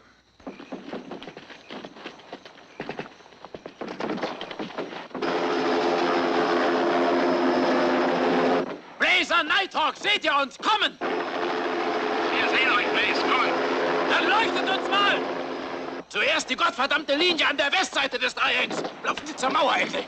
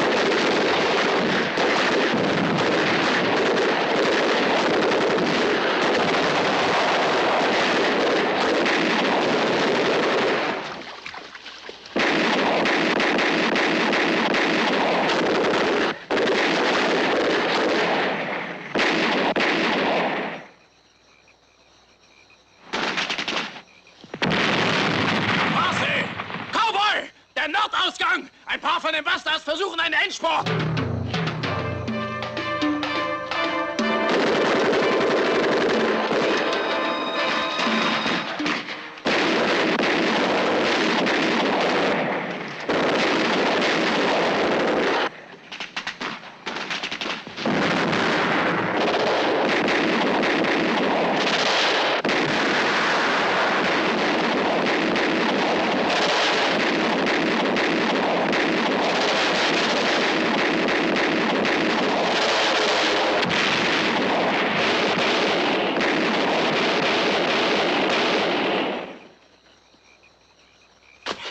Die Art treten wir dem Vietcong in den Arsch.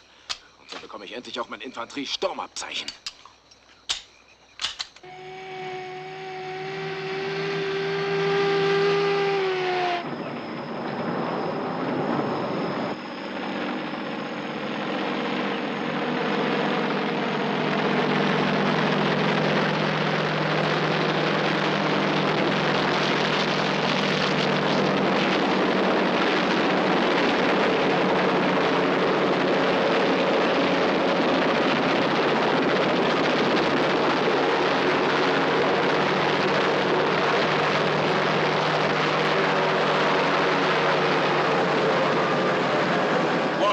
Was tun Sie denn da in dem Hubschrauber? Ich habe ihn in Ihrem Namen angefordert, Sir.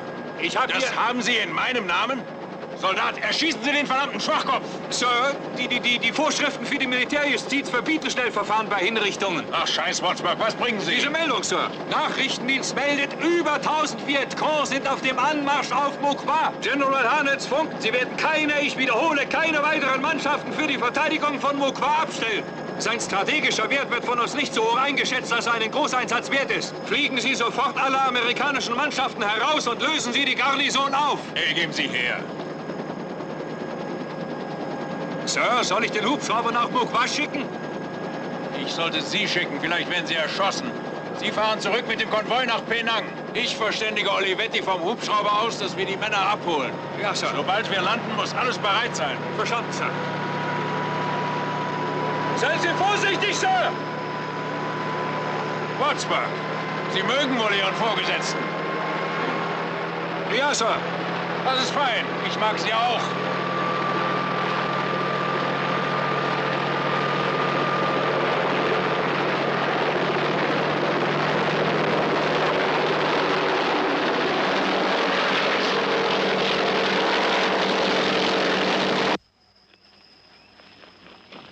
Nó cho ông biết chúng nó muốn đưa thằng đưa về. Chúng nó muốn lại. Đừng lo.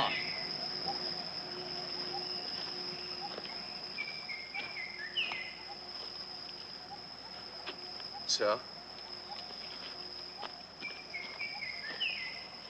Meine Leute sagen, Sie fliegen mit Hubschrauber nach Sie werden tun, wofür Sie bezahlt werden. Den Bauern helfen und sich heute Nacht zurückziehen. Sie haben das Kommando. Sir, ich bin Dolmetscher. Erster Dolmetscher.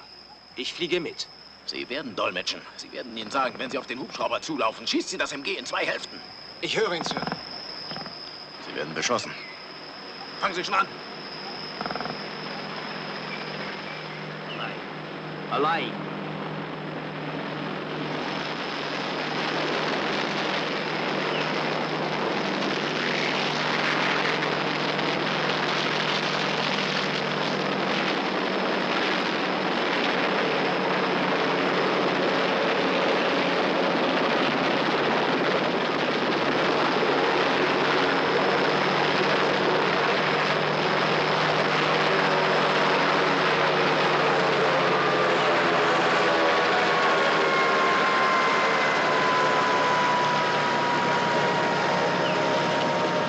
Was haben wir hier?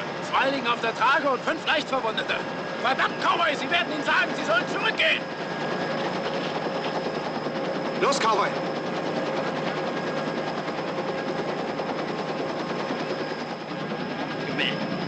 Fräulein.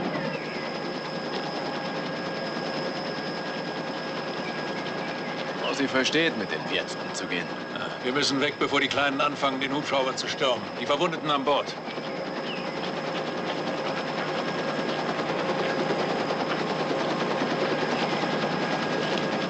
Los, Leute, macht schon! Behaltet euch etwas! Los, los! Die Hydraulik ist getroffen. Wir müssen die Gehfähigen hier lassen, sonst kriege ich die Kiste nicht hoch. Okay, okay. Hab verstanden. Zurück, geht zurück. Geht vom Hubschrauber zurück. Tut mir leid. Tut mir leid. Der Pilot hat gesagt, nein. Zurück. Tut mir leid. Sir, wollen Sie die Verwundeten etwa zurücklassen? Der Pilot kriegt die Kiste nicht hoch. Er ist verantwortlich dafür. Gehen Sie an Bord. Nein. Was? Ich sage nein, Sir. Corporal.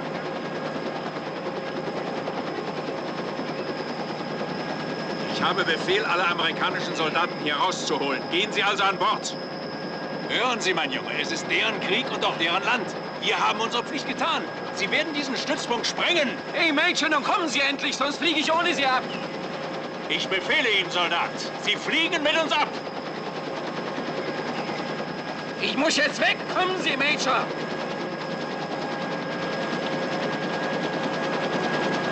Zurück!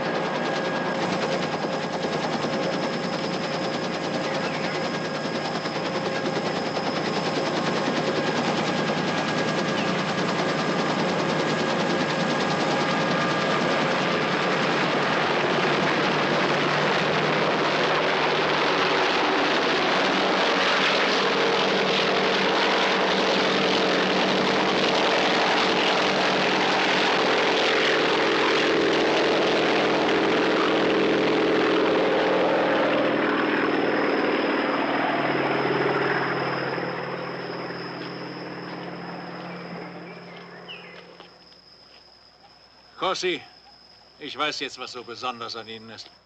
Ich hätte es mir gleich denken sollen. Auf Ihrer Stirn steht mit riesigen Lettern das Wort H-E-L-D, Held.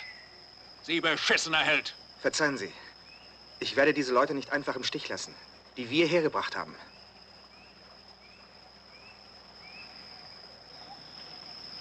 Wie haben sich die Leute bei dem Krach heute Nacht benommen? Gut, Sir. Hat dieser Typ immer noch Spaß daran, seine Leute zu quälen? Ohne ihn hätten wir es nicht geschafft. Bumsen Sie die Kleine? Nein, Sir. Heute Nacht brechen wir durch die Linien. Fangen wir an, das zu planen. Die Luftaufnahmen zeigen, dass dieses Rinnsal noch eine halbe Meile fließt und dann in einer Wiese versickert. Wissen Sie das? Ja, Sir. Da müssen wir lang. Der Provinzchef hat eine Anzahl 55er Haubitzen. Mit denen kann er heute Nacht hier die Hölle loslassen. Nimmt er dafür seine eigene Munition, muss der Vietcong in Deckung gehen und kann sich nicht um uns kümmern. Haben Sie sie wirklich noch nicht gebumst? Nein, Sir. Jemand sollte es tun. Nehmen Sie sie mit, Cowboy. Marlene. Marlene.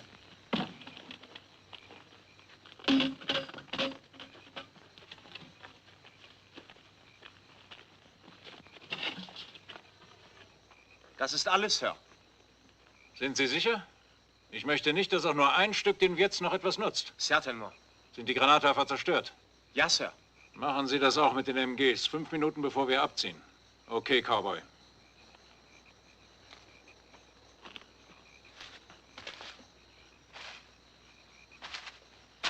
Sie scheinen Ihre Sache zu verstehen. Ich bin für Sprengungen ausgebildet. Das hatten Sie gesagt. Wie kommt es, Corporal? Wie kommt was, Sir? Warum sind Sie in Vietnam? Beunruhigt Sie das? Nicht so, dass ich nicht leben könnte, ohne von Ihnen den Grund erfahren zu haben. Aber wir haben wenig Wehrpflichtige hier. Noch nicht jedenfalls. Und besonders nicht von der Sorte wie Sie. Ja, Sir. Es fing mit einer Hündin an. Mit einer Frau? Nein, einer richtigen Hündin. Es war eine kleine Schwarze mit lockigem Schwanz. Wenn die Inspektion kam, machten wir sie immer im Heizkeller fest. Eines Tages riss sie sich los und kam in die Unterkunft zurück. War es nun Achtung oder Missachtung dem diensthabenden Offizier gegenüber? Sie pinkelte auf seinen Schuh. Der Offizier trat nach ihr und ich trat den Offizier. Sie traten den Offizier? Es war ein Reflex, Sir. Der Offizier war noch ziemlich anständig. Er hätte mich vors Militärgericht bringen oder einsperren können. Er machte mir den Vorschlag, Vietnam. Sehr großzügig. Sehr großzügig war das. Was für einen Rang hatte der Offizier? Sir?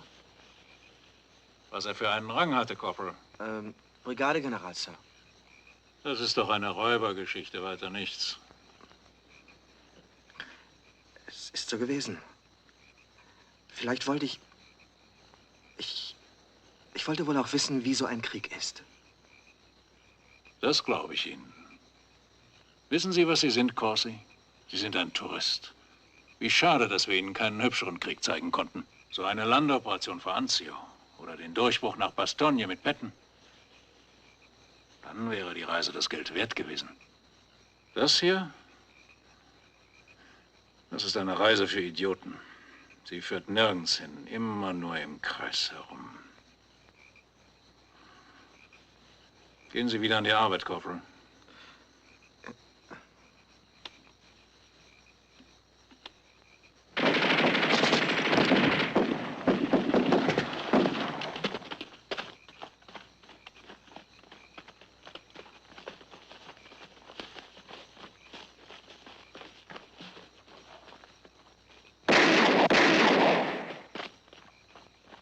Sie haben versucht wegzulaufen, Sir.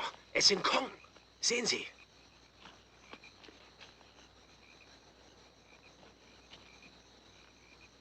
Sie haben Waffen gestohlen. Es sind Kong.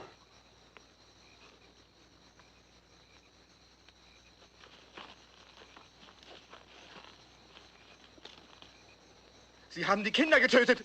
Immer mit der Ruhe, Corsi. Sehen Sie sich das an, Sir.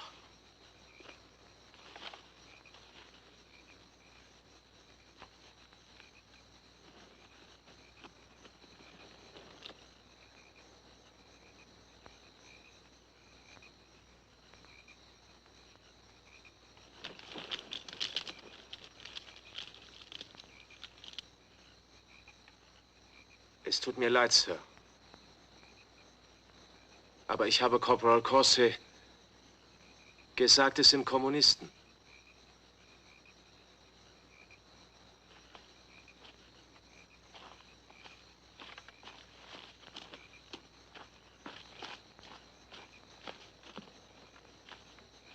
Alles okay.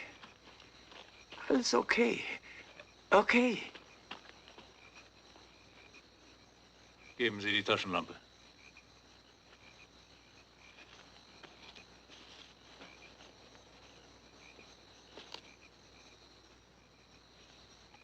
Ich zähle 8, es waren aber 9. 9, Sir? Das 9. ist das kleine Mädchen. Durchsucht das Camp. Ja, Sir. Justement. Theodor, Marlene, Marlene.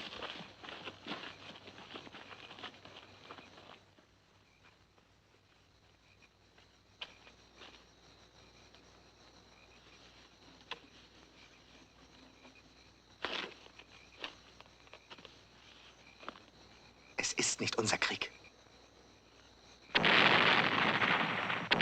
Helfen Sie mir, Corsi.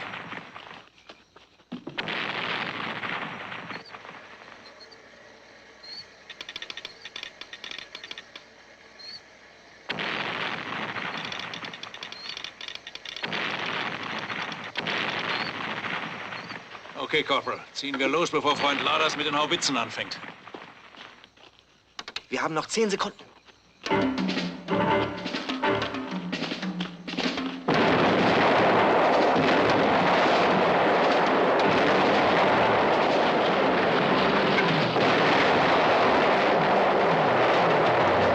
Also los.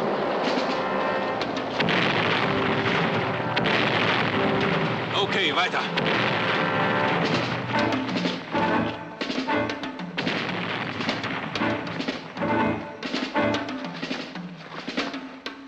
Haben Sie die MGs zerstört? Jawohl, Sir. Das Kong-Mädchen haben wir nicht gefunden. Wir müssen hier weg und können nicht mehr nachher suchen. Gehen Sie schon mal mit den Verwundeten voraus. Wie? Schnell! Hurry!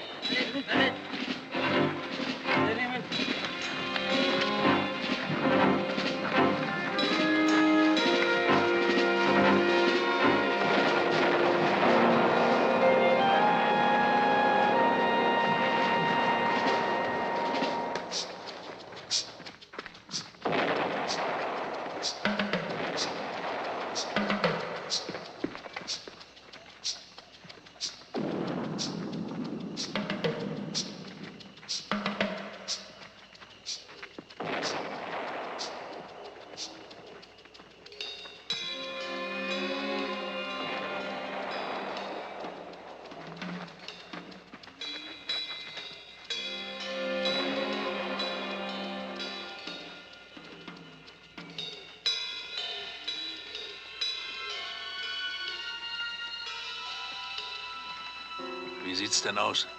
Die Luft ist rein, soweit ich es feststellen kann. Wir werden einen Augenblick ausruhen. Hier sind wir geschützt, falls die Haubitzen beim Beschießen des Dreiecks das Ziel verfehlen. Sie haben das Feuer eingestellt. Jetzt werden Sie den Stützpunkt stürmen. Die Kongs kämpfen als Abwechslung gegen Geister. Fang an, Laras. Du bist dran.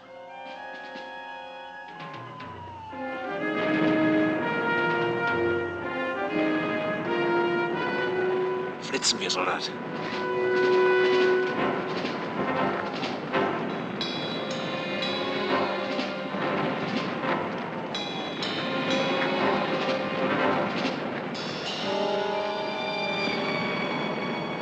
Wenn wir bei den Bäumen sind, wenden wir uns nach rechts zur Straße nach Penang.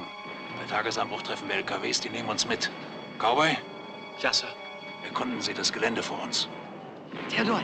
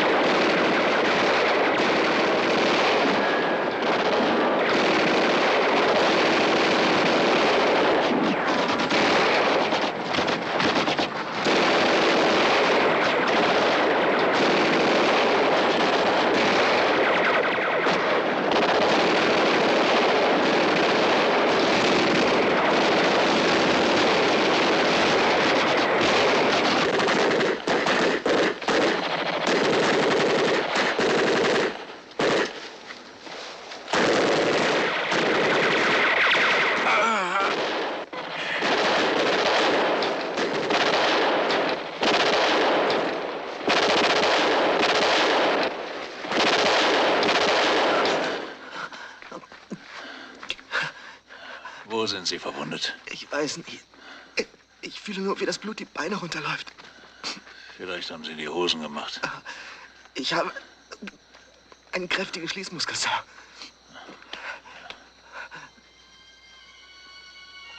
Die kleinen Mütter kommen unseretwegen.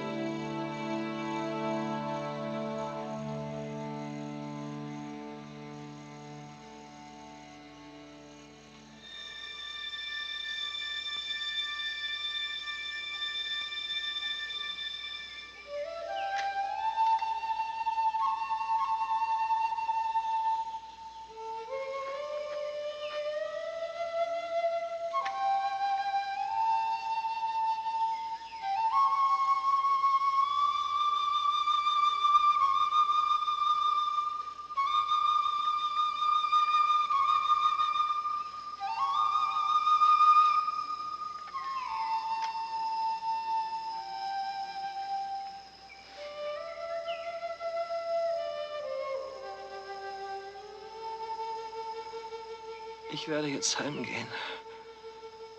Wenn ihr mich lasst.